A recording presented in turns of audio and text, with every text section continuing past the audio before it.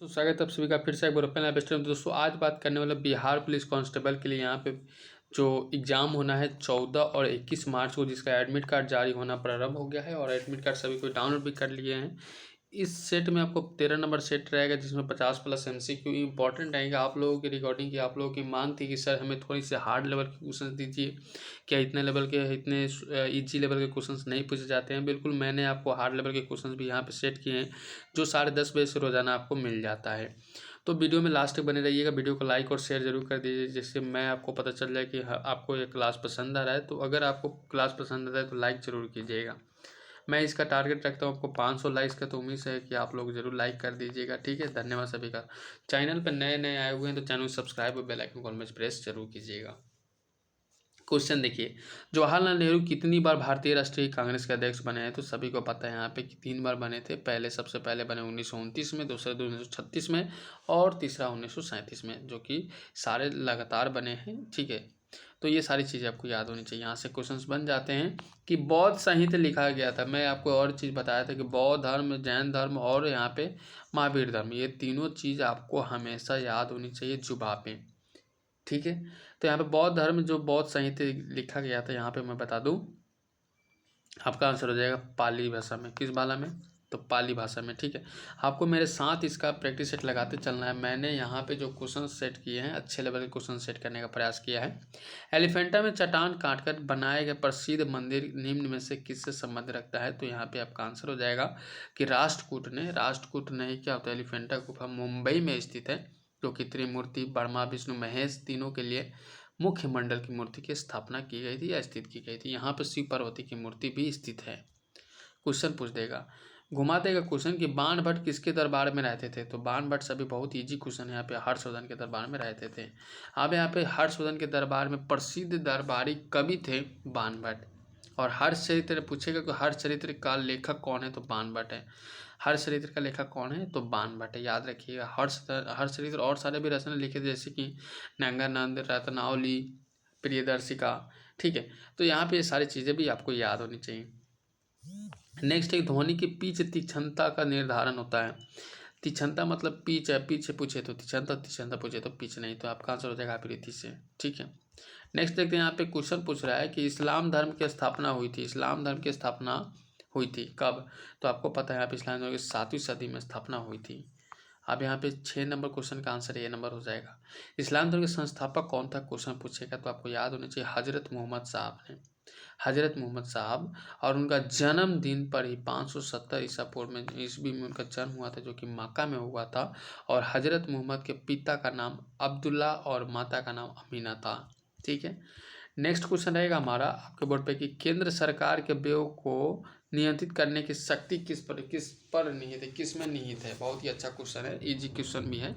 Question को देखिएगा, केंद्र सरकार के व्यय में नियंत्रित करने की शक्ति किस में निहित है? तो यहाँ पे 7 नंबर क्वेश्चन का आंसर करने का प्रयास कीजिएगा। हमारा आंसर हो जाता है नियंत्रक एवं महालेखा परीक्षक।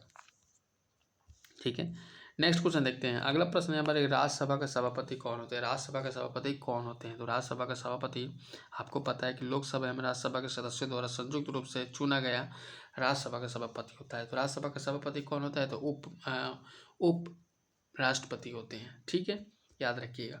क्वेश्चन पूछेगा, जब उपराष्ट्रपति को उपराष्ट्रपति के पद के लिए जब उसको वेतन नहीं दिया जाता है तो किसके लिए दिया जाता है? तो राज्यसभा के सभापति होने के लिए उनको वेतन दिया जाता है।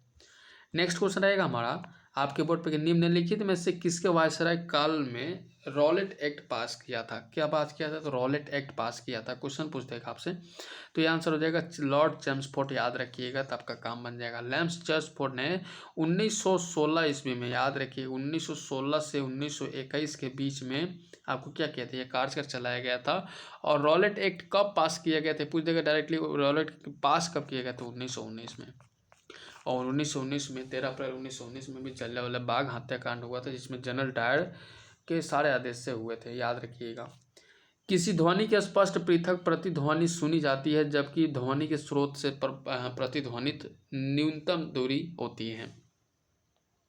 यहाँ पर देखने की नहीं है तो कहेगा कि आँख की न्यूनतम दूरी कितनी, 25 सेंटीमीटर होती है, लेकिन यहाँ पे सुनने की ध्वनि की बात कही जा रही है, तो आप कहिएगा 17 मीटर।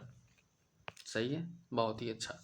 नेक्स्ट क्वेश्चन रहेगा हमारा अगला प्रश्न है यहाँ पे कि निम्नलिखित में से कौन सी युक्ति विद्युत ऊर्जा में यांत्रिक ऊर्जा में परिवर्तित करता है। मैंने आपको ऑलरेडी बताया था कि परिवर्तित से संबंधित आपसे कब क्वेश्चन पूछ दे इसका कोई माई बाप नहीं है, तो आपको अच्छे से यहाँ पे ध्यान रखना है और अच्छे से याद रखनी है सारी चीज़ें। तो आपको क्या हो जाएगा, विद्युत मोटर हो जाएगा, जो कि आपको विद्युत मोटर से यांत्रिक ऊर्जा में परिवर्तित करता है। डायरेक्ट मोटर भी कह सकता था, ठीक है, जो कि पानी फेंकता है। फ्यूज वायर जिसको तार में कहते हैं, प्रयुक्त पदार्थ होना चाहिए। तो 12 क्वेश्चन का आंसर क्या हो जाएगा, निम्न गलनांक वाला हो जाएगा, डी नंबर ऑप्शन सही हो जाएगा। अगला प्रश्न है कि कोई वस्तु अधिकतम भारी है, जो भारी होते हैं वो हो जाती है, भारी हो जाता है कब हो जाता है, तो आपको पता है यहाँ पे कि वायु में वो कोई भी वस्तु होता है क्या हो जाता है, भारी होता है। क्यों भारी होता है, क्योंकि वायु में nitrogen, oxygen, phosphorus, nitrogen, oxygen, carbon dioxide, neon सारे गैस अवेलेबल होते हैं। नेक्स्ट क्वेश्चन रहेगा हमारा कि निम्न में से कौन विद्युत चुम्बकीय बनाने के लिए सबसे प्रयुक्त है। विद्युत चुम्बकीय बनाना है, क्या चीज़ बनाना है आपको, विद्युत चुम्बकीय बनाना है। तो विद्युत चुम्बकीय बनाने के लिए आपको नर्म लोहा की आवश्यकता पड़ती है, ठीक है। नेक्स्ट क्वेश्चन रहेगा हमारा, अगला प्रश्न आपको बोर्ड पे लग चुका है, क्वेश्चन को ध्यान दीजिएगा कि एक निश्चित दूरी के बाद टेलीविजन का सिग्नल ग्रहण नहीं किया जा सकता, इसका कारण क्या, इसका ग्रहण आपका हो जाता है पृथ्वी वक्र तल, क्या हो जाता है।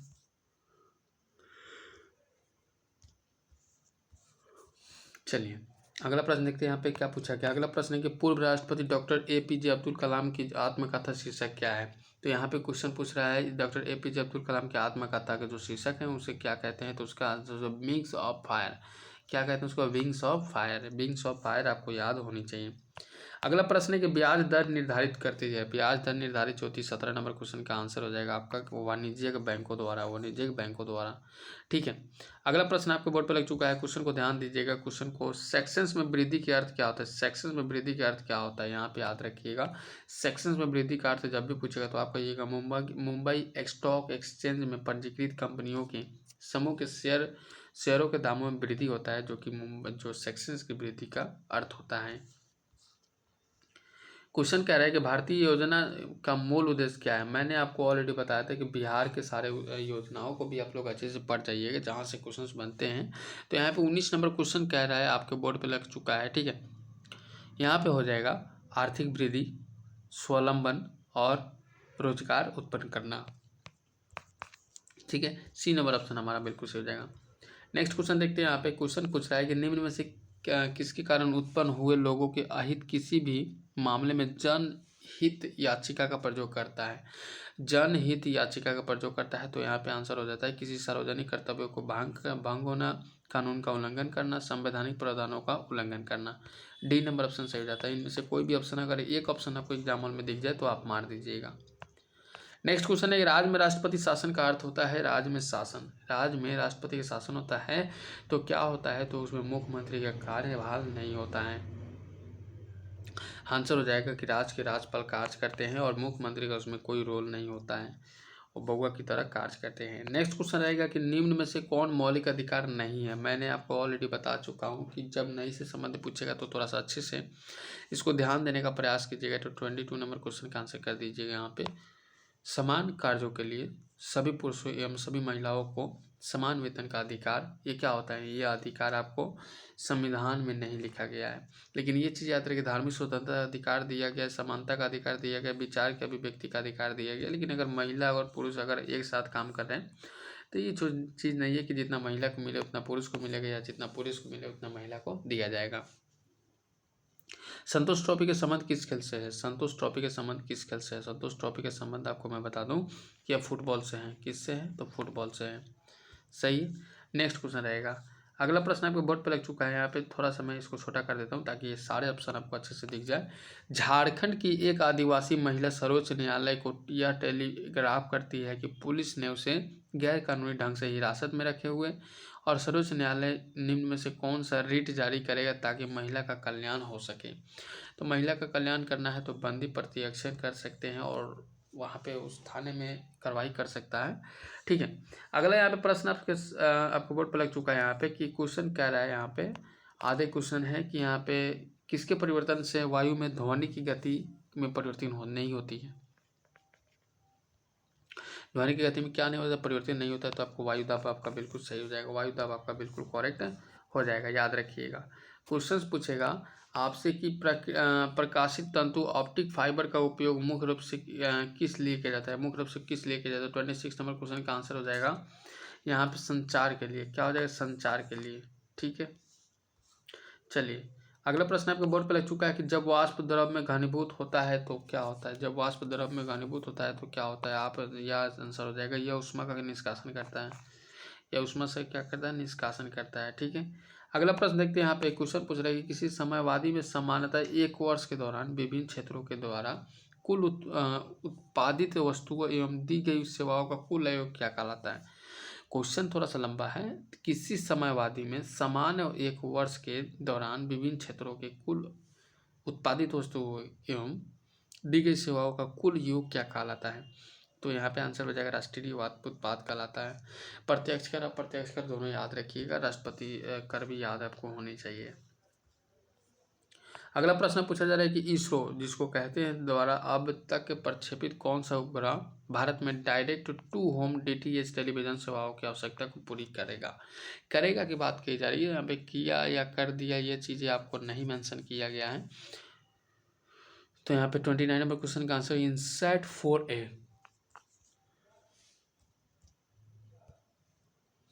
ठीक है, यहाँ पे इनसैट 4 है आपका, बिल्कुल सही हो जाएगा। ठीक है, मैंने थोड़ा सा इसको जांचा कि यह क्या सही है या गलत है।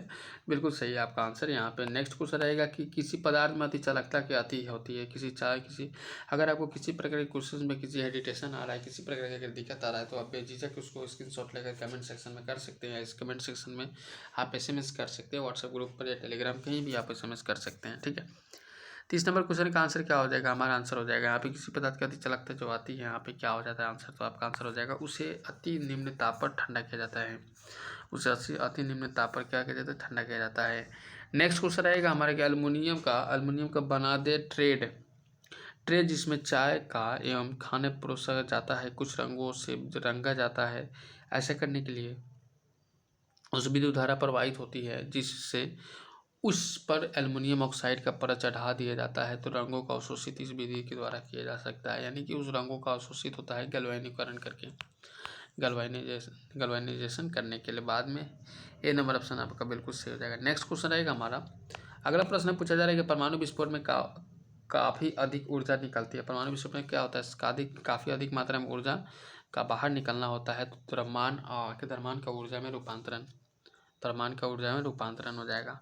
नेक्स्ट क्वेश्चन रहेगा हमारा। अगला प्रश्न आपके बोर्ड पर फलों के रस के परीक्षण के लिए किस रसायन का उपयोग किया जाता है। फलों के रस की बात की जा रही है तो 34 नंबर क्वेश्चन का आंसर क्या है। 34 नंबर क्वेश्चन का आंसर है सोडियम हाइड्रोक्साइड से।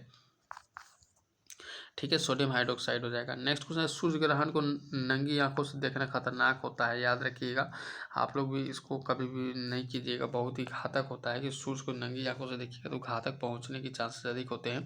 तो 35 नंबर क्वेश्चन का आंसर करने का प्रयास कीजिएगा, आपके बोर्ड पर लग चुका है क्योंकि आपको भी कोशिश करना है क्योंकि एग्जाम आपको हॉल में बैठना है।